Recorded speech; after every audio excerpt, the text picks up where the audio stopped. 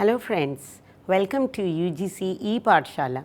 Myself Professor Mary Tahir, Department of Geography, Jamia Millia Islamia will now speak on definition, nature and scope of urban geography, which is part of the paper Urban Geography. This has been written by my dear colleague from the same department, Dr. Taruna Bansal. In this module, we are going to learn the following. Number 1, to define the urban geography, what we mean by it, to understand the nature and scope of urban geography, to understand the basic concept in urban geography, and finally, to know the relationship between behavioralism and urban centers. Now, we will begin with the introduction, a brief introduction. Urban geography is a discipline which has evolved in the 20th century. Over time, it has developed into a well-established discipline which deals with the study of urban settlements within the framework of the geographical setting. One can very well say that the scope of the subdiscipline constitutes the study of origin of urban settlements, their morphology and its development, their functions and all around their environs. With the increase of population and these settlements emerged as the magnets of economic, social and political developments, the discipline had gained importance in social sciences. The earlier urban geographers mainly concentrated on the physical aspects of the cities and their situation. The main emphasis was on the relationship that existed between the location and the structure of some particular cities and the surroundings. With time, the framework of urban geographers changed, and in the present time, two common approaches can be identified. The first one deals with cities as distinct phenomenon located on the surface of the earth. They usually study the distribution, size, function and growth rate of urban settlements along with the spatial interactions between different urban centers. The second viewpoint analyzes cities with respect to their morphology, that is the layout and build-up area and intensity of land use within the city. Within this framework, some writers have also started analyzing problems related to urban growth and development. Over a period of time, the scope of urban geography has extended and now basically includes the areal association of activities within urban places, the economic base of cities, pattern of distribution of the cities over the earth surface, distribution of different geographical phenomena within the city and spatial interactions of one city with another. In other words, it can be said that urban geography has a distinctive focus, with its primary concern being the study of association of activities within the urban areas, association of land use and other features. The main focus is on the interpretation of patterns and relationships among different cities as well as that between urban and non-urban areas. Various definitions have been given by different urban geographers to understand the nature and scope of urban geography. Few have been given below to understand how the scope and subject matter of urban geography has evolved over a period of time. Dickinson 1901 defines urban geography as the study of a city directing the neighboring region. He describes that the city behaves like a king in its hinterland, and according to Mayer 1951, urban geography is concerned with the study of the economic base of the cities with interpretation of the association between cities as man's habitat and economic activities within the cities and its hinterland. According to Harold Carter 1972, he is of the view that the geographer deals with the study of the uneven character of the earth's surface and the considerable proportion of population that resides in urban settlements and its inhabitants and the buildings together are of special interest to the urban geographer. Moreover, the problems faced by the city dwellers are of utmost importance while studying urban geography. According to Raymond Murphy 1966, he goes a step further and states that urban geographer always plays a dual role. Firstly, he examines cities in the context of location, characteristics, growth and the relationship with its hinterland, and secondly, discusses cities' morphology in terms of land use, social and cultural landscape, circulation patterns and also the components of the physical environment, as all these are in interrelation and interaction within the urban area.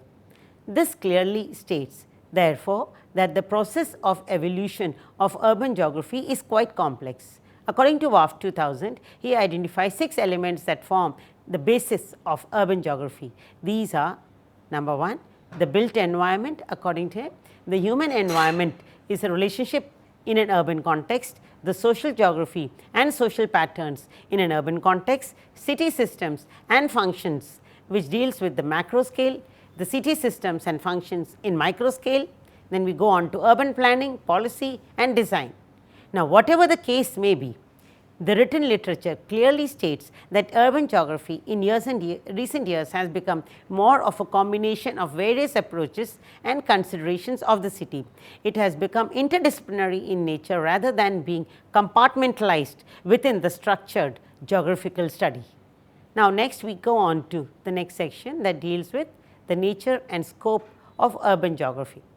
Rousseau in 1924 was among the first who gave an outline of the subject matter of urban geography. He is of the view that since this part of geography embraces a large part of human geography, it fails to be a specialized subject and therefore is not sure about the nature of urban geography. But after analyzing various approaches, he concluded that the regional study of towns and their functional study do form an important component of its scope. This gave impetus to the site and situation and functional approaches within this discipline. The morphological approach gained momentum with the emergence of the Chicago School in the late 1920s. They paid greater attention to diverse social and economic factors that were responsible for the segregated land use in the city. Thus, now the scholars diverted their attention to the complexities of the cityscape rather than concentrating on the growth and layout of the cities. This gave foundation to the new urban geography, where this discipline became more of an integrated systematic study. In the words of Dickinson, 1947, urban geography is not about planning, but is concerned with various factors which are inherent to the spatial and geographical structure of the city upon which planning should be based. With planning gaining emphasis, functions too become important, as now location is more clearly understood through functions that are what a town does or did in the past. The functions now also determine the pattern of the city's growth and development. When urban geography started crystallizing into a well-defined systematic study, with the development of the quantitative revolution, model building came into existence and theory had to be tested in reality, which usually involved statistical techniques. The most significant example being Christoller's central place theory, which he gave in 1933.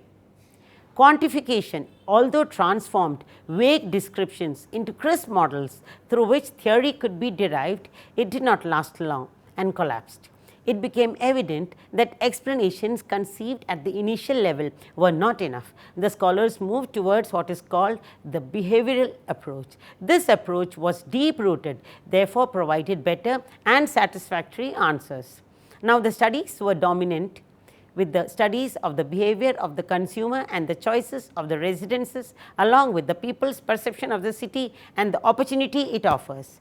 After the Second World War, the urban geographers acted more as consultants to different planning organizations and moved away from the social conscious approach, which dealt with the study of spatial inequalities in urban settlements. According to Johnston, 1977, he correctly identifies 3 branches within the urban geography that were the result of these changes in the form of 3 different approaches.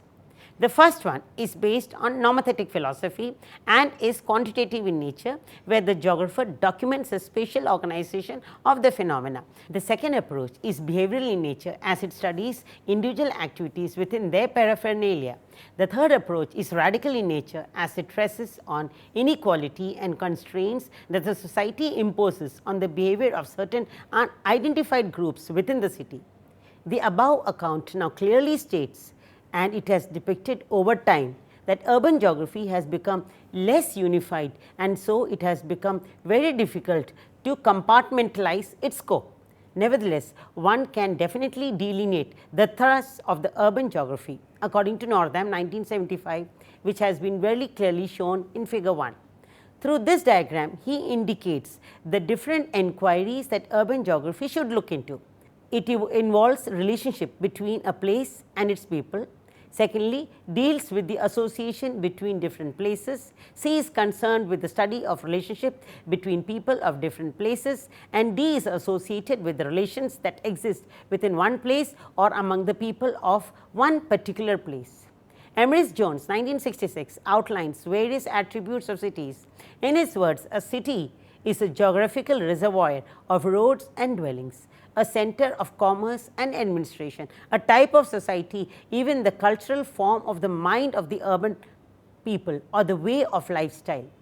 Various attributes that can form the scope and content of this subdiscipline of geography have been summarized in the following diagram, which has been given in figure 2. In India, one of the leading scholars in urban geography has been Professor R.L. Singh, who in 1955 stressed on 3 components under the scope of urban geography, which are number 1, physical structure of the city, stage of city's historical development, and thirdly, processes that affect the city structure. ICSSR in the 4th survey of geographical research has showed during the period 1976 to 1982, the urban geographers in India focused on the following topics that come under the umbrella of urban geography. These are trends and patterns of urbanization, urban hierarchical order, inner structure, capital, land use, functional classification, slums and squatter settlements, rural-urban interaction, the rural-urban fringe, the interaction between the umland and the surround of the city and the surrounding settlements, urban environmental problems like pollution, poverty, crime and quality of life, urban infrastructure, urban governance, tourism, urban planning and urban metropolitan problems. Now, next we go on to meaning of an urban place. What do we understand by it? The most important and immediate problem in deciding what urban is. It is different from its equivalent, that is the rural. In everyday life, we know that the difference between rural and urban is dependent on the function of that settlement, that is in the former, the main function is agriculture, while in the latter, the population by and large is engaged in non-agricultural activities. In spite of this basic and predominant difference, it is still difficult to define urban settlement, as the process of urbanization is dynamic in nature. It becomes very difficult to confine the term in a watertight compartment. The work becomes more cumbersome as an urban place is defined separately by different scholars and agencies. For example, Anderson, a sociologist, defines urban as a way of life or a condition of man that is characterized with certain attitudes like superficiality, ambiguity, etc. But for geographers, it is much more than that. They perceive urban in terms of location, which has the following features. Number 1, the population density of such a settlement is relatively more than that of general population. Number 2, most of the dwellers are engaged in non-agricultural economic activities. And thirdly, the center acts as a hub of social, cultural, administrative and economic activities. Dickinson in 1948 stated that an urban settlement can be regarded as a man-made habitat on the surface of the earth, where economic activities are separated from the soil and are carried out in association with similar activities at a fixed location. For Northam, 1975, city is a locale where the relatively large population living in urbanism has their own way of life. Even the United Nations Demographic Yearbook, according to United Nations 1990, has given many examples in which different countries that define demography are included. United Nations organizations defines permanent settlement with a minimum population of 20,000 in the form of an urban location. But in many countries, Botswana 5,000, Ethiopia 2,000, Argentina 2,000, Israel 2,000, Czechoslovakia 5,000, Iceland 200, Norway 200, Portugal 10,000, Japan 50,000, Australia 1,000, India 5,000, etc. But the UN Demographic Yearbook concluded there is no point in the continuum form of large agglomeration to small clusters or scattered dwelling where urbanity disappears and rurality begins. The division between urban and rural population is necessarily arbitrary. The review of these definitions reveals that the following characteristics can be identified to define a place in the form of urban. These are: number 1, a place designated by the administrative status. Number 2, minimum population density, a concept of reconciliation or loose dealing settlement to join or exclude suburban areas, proportion of non-agricultural occupations, and a functional character. In the case of our country, the census of 1981 has stated the following places as urban. Number 1, municipal, city board, cantonment board, notified town areas with a minimum population of 5,000. 75% of men of whom are engaged in non-agricultural activities, and a minimum population density per square kilometer per person being 400 or 1000 square meters per person. Before accepting the meaning of urban and rural, two important facts should be kept in mind. One fact is that it is now impossible to identify the division line between rural and urban.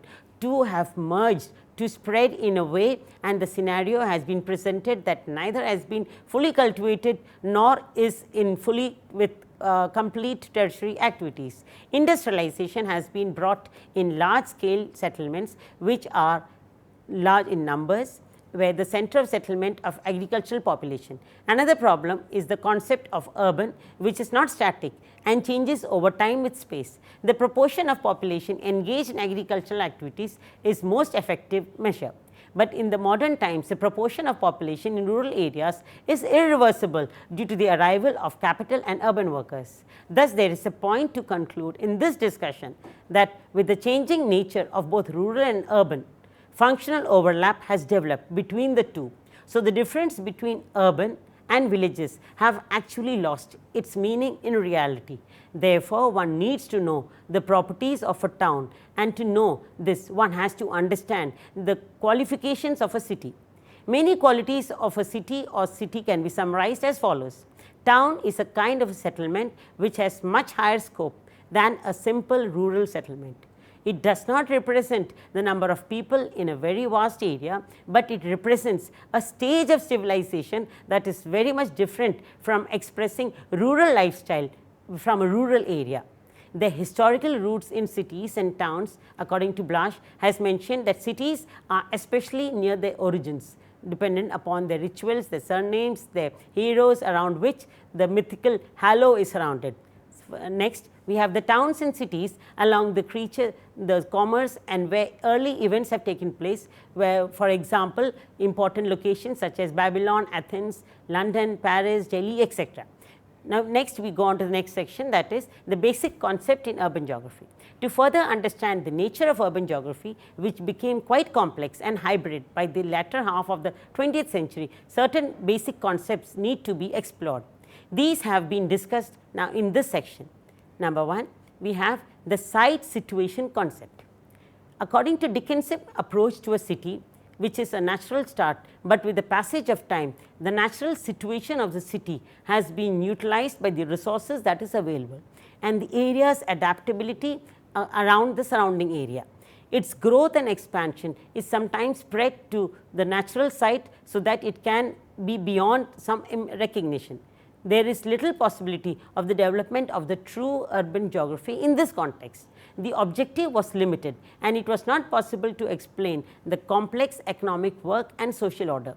It was further emphasized that the application of the site and situation formula was meaningless, where there was no historical interest on the site because the situation was seen in the context of the routes and not the streams of the movement. Such examples dismiss the stereotype of site and situation.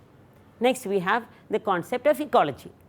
During the two world wars, the concept of plant ecology came into being and influenced geographical events. Robert Park, 1925, through his book The City, emphasized that due to the increase in population in the city area, the ecological processes of the city have changed. Urban ecology affected relations with the surrounding areas of the city, and it had a deep impact on people and the environment. Several studies emphasize on the opportunities and constraints posed by the physical environment. Simultaneously, the political and economic processes involved in the production of urban environmental infrastructures also became part of urban geography. In recent years, the concept of urban ecosystem has become an important component of this subdiscipline. Along with this, the impact of urban societies on sustainable development has also been taken within its fold. These concerns have led to local scale initiatives which have developed over time. Behavioralism and urban centers. According to Berry has argued about the city and its development, which is related to the behavior of its consumer, which is the perfect alternative to the use of land. It depends on three variables according to him. Number one, value of residential unit, purchase cost or rent, quality of residence and relationship with work and place of neighborhood. Family income is an important component for the selection of the site in the city, and it relies on the capabilities of its users to interact with space.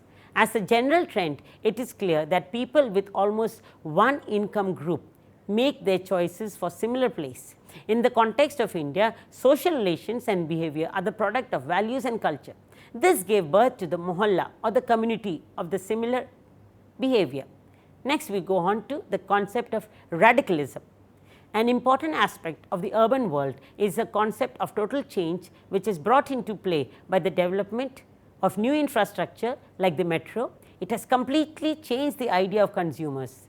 These reactions also influence urban planning, and the capitalist cities were now bound to think on the rights of the people. Radicals believe that they provide the fundamental base on the lines of market inequality and thus provided alternative systems of socialist society, the planning center and the central direction for equality. To conclude this discussion, we can say urban geography is more than a mix of different approaches. This is probably more near the systematic geographic study rather than multi-dimensional analysis of its purpose.